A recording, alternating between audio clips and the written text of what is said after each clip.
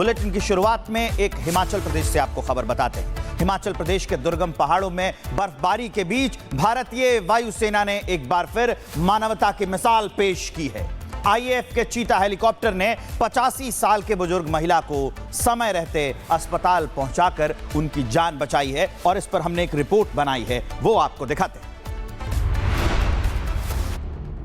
हिमाचल प्रदेश के लाहौल स्पीति क्षेत्र में भारी बर्फबारी के बीच भारतीय वायुसेना का जीवन रक्षक अभियान देखने को मिला। 9000 फीट की ऊंचाई पर बसे धंडेरवारी गांव से आईएएफ के चीता हेलीकॉप्टर ने 85 साल की लकवाग्रस्त महिला को रेस्क्यू किया। लगातार बर्फबारी और बेहद कम विजिबिलिटी के बावजूद पायलटों ने चुनौतीपूर्ण उड़ान भरी। सभी सड़कें बंद होने के कारण हेलीकॉप्टर ही एकमात्र सहारा था। बता दें कि महिला को सुरक्षित चंडीगढ़ पहुंचाया गया, जहां समय पर इलाज मिलने से उसकी हालत बहरहाल स्थिर है। और अब चलिए जम्मू कश्मीर में रिकॉर्ड तोड़ बर्फबारी जारी है। कई जिलों में भारी बर्फबारी ने परेशानियों को और ज्यादा बढ़ा दिया है। इस बर्फबारी ने सैलानियों की बहुत मौज कर दी है, वो खुश हैं। घाटी में पर्यटकों की बढ़ती संख्या से स्थानीय लोगों में खुशी का माहौल है। देखिए घाटी में हुई बर्फबारी पर एक खास रिपोर्ट।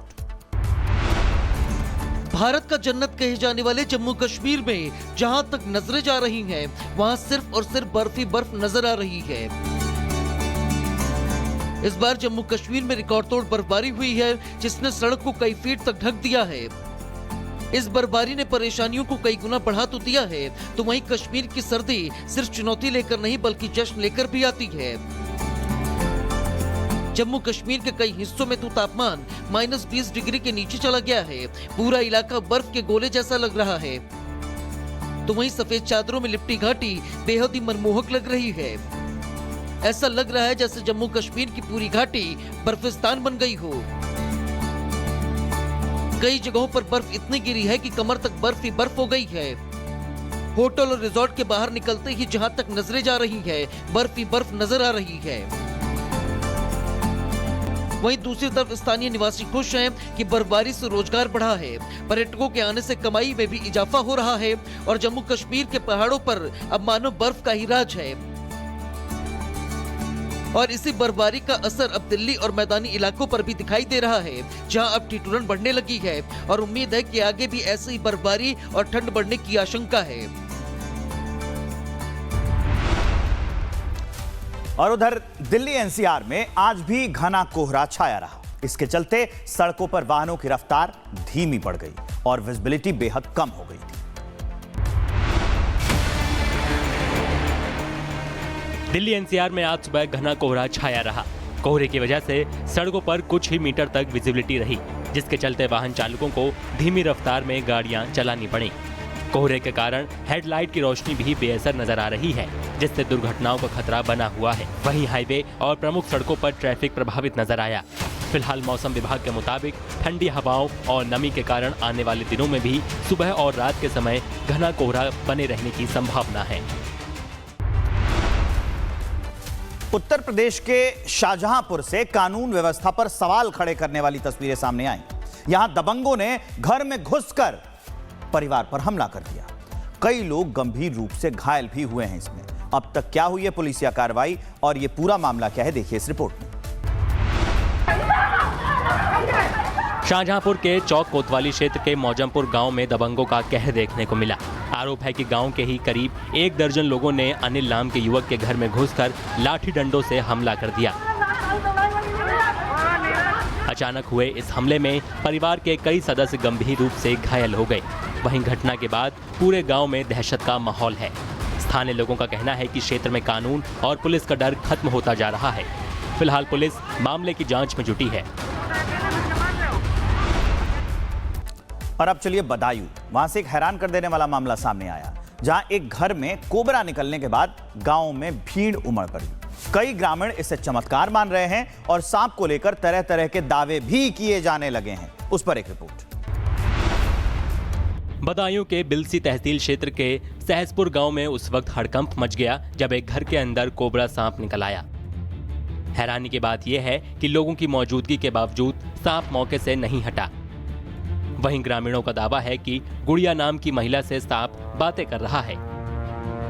करीब 7 घंटे तक एक ही जगह बैठे कोबरा को लोग चमत्कार मान रहे हैं।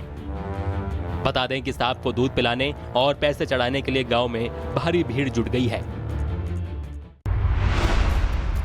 उधर गाजियाबाद के मसूरी इलाके में एक दुकान भीषण आग की चपेट में आ गई। दुकान के पास से बिजली का तार गुजरता है, इसमें शॉर्ट सर्किट हुआ और उसके चलते यह भयंकर हादसा हो गया।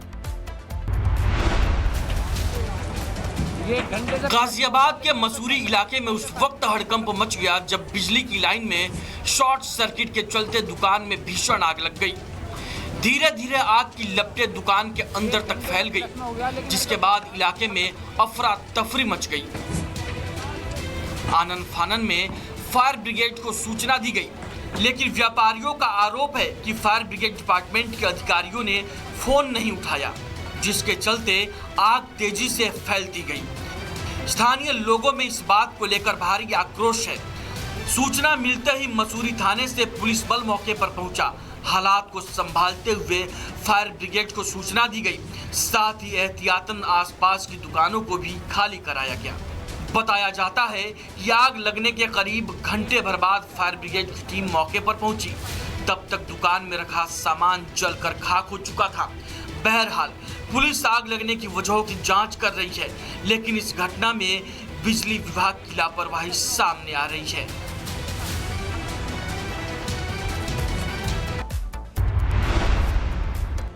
गाजियाबाद की एक और खबर आपको बताता हूं। यहां से एक बड़ा फर्जीवाड़ा देखने को मिला है। एक ही नंबर और एक ही एड्रेस पर 22 फर्जी पासपोर्ट बन गए।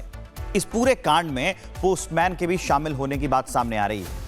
हम आपको इस रिपोर्ट में बताएंगे कि कैसे एक गिरोह ने सिस्टम में सेंध लगाकर इस बहुत बड़े घोटाले को अंजाम दिया है।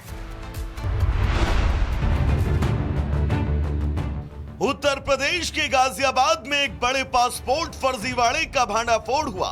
आरोपियों ने एक ही मोबाइल नंबर और फर्जी कागजों के दम पर 22 पासपोर्ट बनवा लिए। इस खेल में पोस्ट ऑफिस का पोस्टमैन भी शामिल था। दिल्ली पासपोर्ट ऑफिस की चिट्ठी के बाद जब गाजियाबाद पुलिस ने जांच शुरू की तो परतें खुलती चली गईं। गाजियाबाद के भोजपुर थाने की पुलिस ने जब इस मामले की जांच की तो पता चला यह सिर्फ एक धोखाधड़ी नहीं बल्कि एक बहुत बड़ा संगठित नेटवर्क है, जहां फर्जी दस्तावेजों और एक मोबाइल नंबर के जरिए धड़ल्ले से पासपोर्ट बनाए जा रहे थे। पुलिस ने इस गिरोह का पर्दाफाश करते हुए बताया कि किस तरह सिस्टम की आंखों में धूल झोंक कर एक ही पते और नंबर पर 22 पासपोर्ट जारी करवा लिए गए।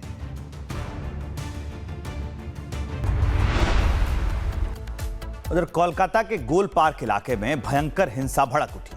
यहां दो स्थानीय गुटों के बीच झड़प हो गई। देखते ही देखते मारपीट में तब्दील हो गई ये झड़प और मारपीट के दौरान ही फायरिंग भी हो गई, बमबारी हो गई, जमकर तोड़फोड़ इलाके में हुई। उसके बाद से अफरा तफरी फैल गई। इस पूरी घटना पर हमारी एक रिपोर्ट।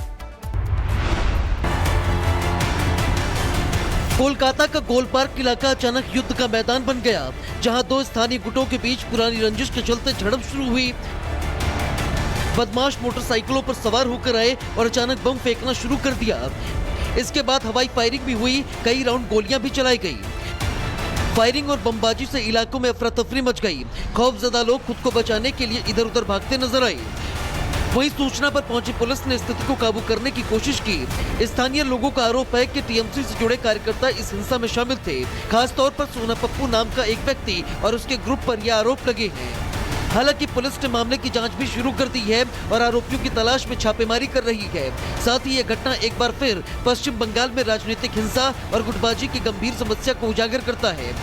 ममता बनर्जी के बंगाल में आतंक और गोलीबारी की इस घटना ने राज्य की कानून व्यवस्था पर भी गंभीर सवाल खड़े कर दिए हैं। और अब चलिए छत्तीसगढ़ का गरियाबंद जिला।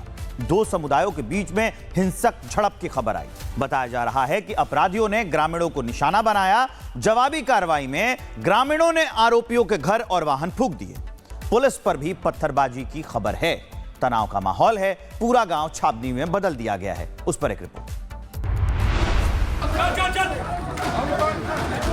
छत्तीसगढ़ का गरियाबंद जिला उस वक्त जंग के मैदान में बदल गया जब यहां दो संप्रदाय के लोग आमने सामने आ गए। दोनों संप्रदायों के बीच मारपीट हुई। देखते ही देखते हालात बेकाबू हो गए। गुस्साए ग्रामीणों ने आरोपियों के घरों और वाहनों को आग लगा दी। हिंसा की वारदात गरियाबंद के दुधकैया गांव में हुई। जानकारी के मुताबिक 4 महीने पहले यहां कुछ आपराधिक तत्वों ने गांव के शिव मंदिर में तोड़फोड़ की, जिसके बाद ग्रामीणों की शिकायत पर पुलिस ने आरोपियों को गिरफ्तार कर जेल भेज दिया। जेल से रिहा होने के बाद आरोपियों ने शिकायतकर्ताओं के घर पर हमला कर दिया। हथियारों से लैस आरोपियों ने ग्रामीणों के साथ मारपीट भी की। मारपीट से गुस्साए ग्रामीणों ने आरोपियों के घरों और वाहनों को फूंक दिया। हिंसा की खबर सुनकर कई थानों की पुलिस मौके पर पहुंची और हालात काबू पाने की कोशिश की गई। इस दौरान पुलिस पर भी पथराव हुआ, जिसमें कुछ पुलिस वाले घायल हुए। फिलहाल पुलिस ने मामला दर्ज कर 2 आरोपियों को गिरफ्तार कर लिया है।